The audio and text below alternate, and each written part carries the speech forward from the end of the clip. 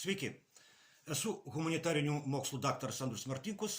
Tęsiame mūsų pamastymus apie kintantį pasaulį ir apie Lietuvos valstybės, lietuvių tautos vietą šitame kintančiame pasaulyje.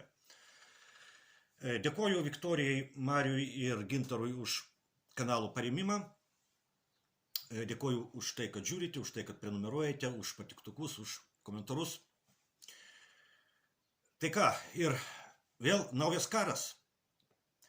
Kas bendro tarp karo Ukrainoje ir prieš kelias dienas prasidėjusio karo artimuosiuose rytuose, kai Izraelis ir Jungtinės Amerikos valstijos užpuolė Iraną? Į šitą klausimą atsakyti galima įvairiai. Šioje laidoje aš atsakau taip. Bendra tarp karo Ukrainoje ir karo artimuosiuose rytuose yra tai, kad juose dirbtinių valstybinių darinių pagalba globalistai vykdo prievartą prieš istoriją. Šitie dirbtiniai valstybiniai dariniai yra viena vertus Ukraina ir Izraelis, kita vertus Jungtinės Amerikos valstijos ir viršvalstybinis darinys Europos Sąjunga. O Lietuvos valstybė, kuri pati yra nedirbtinis darinys, abiejose karuose palaiko globalistų vykdomą prievartą prieš istoriją. Nes Lietuvos režimas yra ne Lietuvos nacionalinių interesų gynėjas, o klusnus globalistų valios vykdytojas. Jungtinių valstijų prezidento Trumpo politika Ukrainos karo atžvilgiu bent kol kas nesutampa su globalistų linija. Deja, Irano karo atžvilgiu Trumpo politika visiškai sutampa su globalistų linija.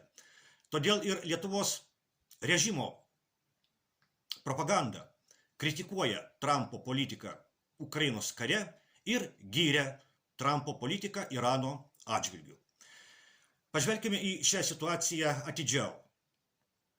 Pirmiausia, reikia pasakyti, kad pasaulyje yra nemažai valstybių, kurias galima pavadinti dirbtinai sukurtomis, dirbtinai sulipdytomis, su dirbtinai nubraižytomis valstybinėmis sienomis.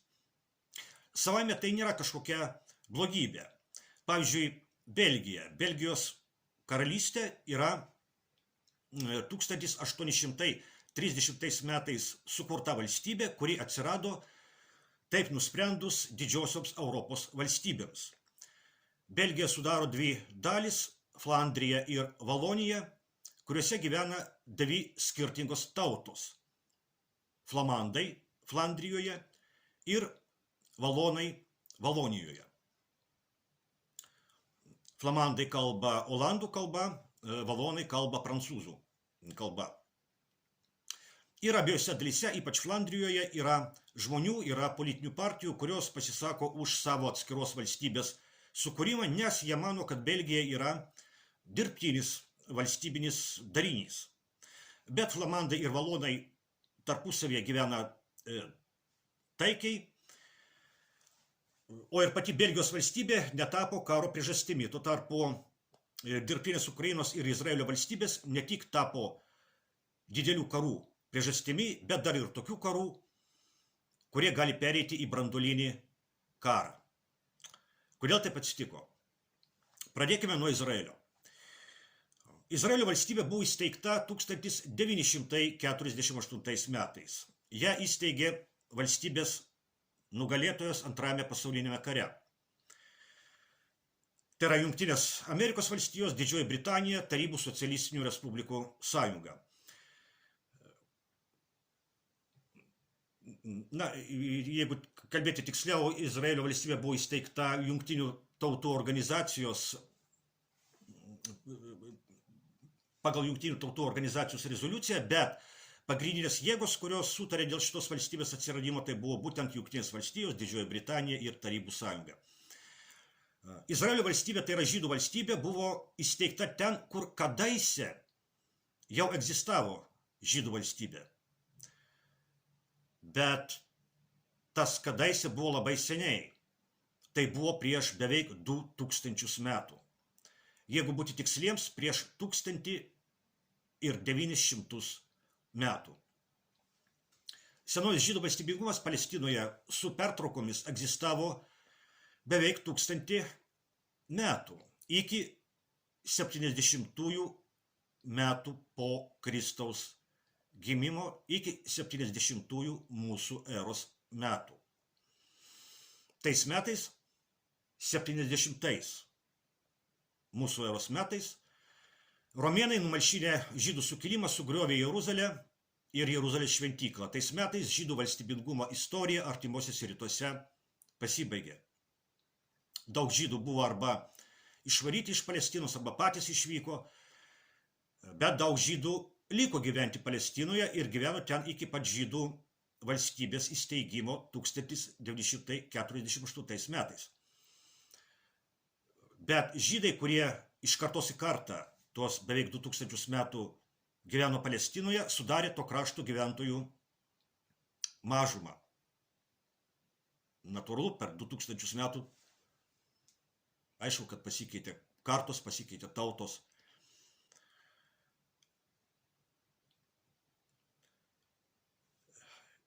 Įsteigus Izraelio valstybę, į ją pradėjo plūsti žmonės, kurie laikė save žydais, bet kurie neturėjo nieko bendro su Palestinos žeme, nieko bendro su Palestinos istorija. Ir tai atnešė prievartą ir kančias į Palestiną. Pirmiausiai, prievartą ir kančias tiems žmonėms, kurie ten gyveno iki Izraelio valstybės įsteigimo. Nuo pat Izraelio valstybės įsteigimo 1948 metais karas yra Palestinos ir visų artimųjų rytų realybė. Nes atkurti žemėje tai, kas joje buvo prieš 2000 metų, tai aišku yra prievarta prieš istoriją. Dabar vykstantis karas artimuosiuose rytuose yra šios prievartos vaisius. Dirbtinis valstybinis darinys Izraelis, įsteigtas 1948 metais, užpuolė Iraną, tai yra Persija, kuri yra ten, kur yra pastaruosius beveik 3000 metų. Kitas prievartos prieš istoriją vaisius yra karas Ukrainoje. Ukrainos valstybės sienos yra visiškai dirbtinės, neturinčios nieko bendro su realia istorija. Ukrainos valstybės sienos yra komunistų fantazijos vaisius. Vienintelė Ukrainos valstybės siena, turinti šitą bendro su istorija, yra siena su Baltarusija, kuri maždaug atitinka sieną tarp Lietuvos didžiosios kunigaikštystės ir Lenkijos po Liublino unijos. Po Liublino unijos Lenkija atėmė iš Lietuvos Ukrainą ir nauja siena tarp Lietuvos didžiosios kunigaikštystės ir Lenkijos ėjo maždaug ten, kur dabar yra Ukrainos ir Baltarusijos siena. Vis dėlto Ukraina galėjo egzistuoti, turėdama tas sienas, kurias paveldėjo po TSRS žlugimo. Ir Ukraina egzistavo, turėdama šias sienas iki pat Maidano valstybės perversmo 2014 metais.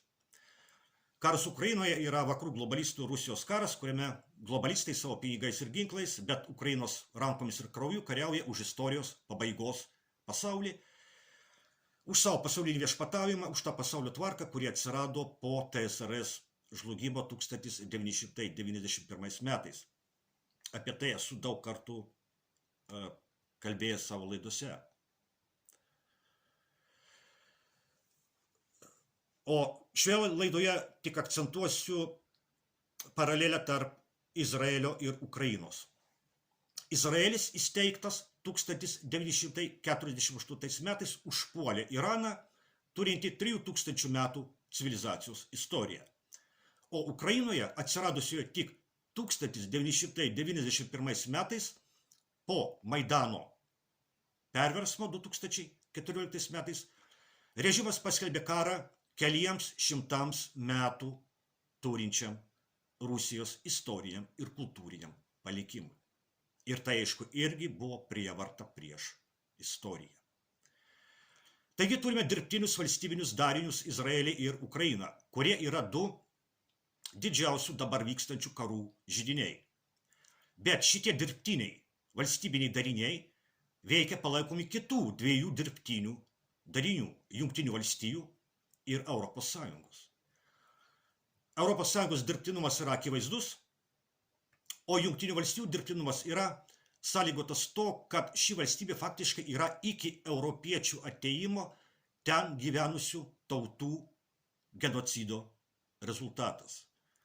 Pavyzdžiui, Lietuvoje gyvena faktiškai tokie patys žmonės, kurie gyveno čia prieš 1000 ir daugiau metų, mes esame tų žmonių palikuonis. O Jungtinėse valstijose tokių žmonių palikonių, kurie ten gyveno prieš 1000 metų. Tokių žmonių palikonių yra labai mažai arba išvis nėra. Na, kai kurie gyvena, kaip žinome, rezervacijose, indėnų. Taip pat ir Palestinoje dar prieš 100 metų gyventojų tautinė sudėtis buvo visai kita. O tai, ką Izraelis neseniai vykdė Gazoje, daug kas atvirai vadina genocidu. Genocidu tų žmonių, kurie yra palikuonis,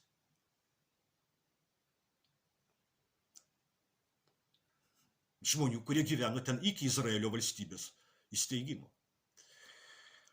Lietuvos valstybė nėra dirbtina valstybė. Lietuva yra viena iš tų valstybių, kurios yra,